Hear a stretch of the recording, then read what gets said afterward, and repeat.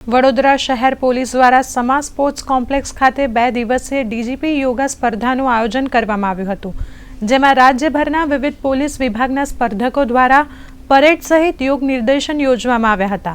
2 દિવસીય યોગ સ્પર્ધામાં અમદાવાદ, સુરત, રાજકોટ, વડોદરા સહિત પોલીસ દળની 12 જેટલી ટીમના 70થી વધુ સ્પર્ધકોએ ભાગ લીધો હતો।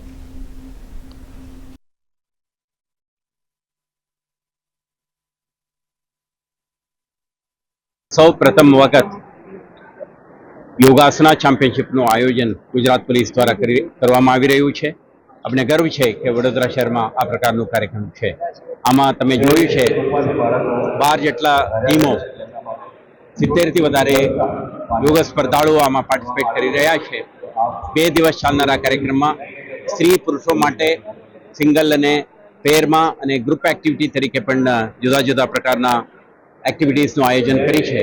મને વિશ્વાસ છે કે આ એક સુંદર કાર્યક્રમના આયોજનથી પોલીસ બેડામાં સાથે સાથે પોલીસ પરિવારોમાં અને શહેરજનોમાં સમગ્ર રાજ્યના જનતામાં પણ એક યોગ પ્રત્યે એક કોમ્પિટિટિવ સ્પિરિટ સાથે યોગાસના અને પ્રાણાયામ કરવાની પ્રથા શરૂ થશે।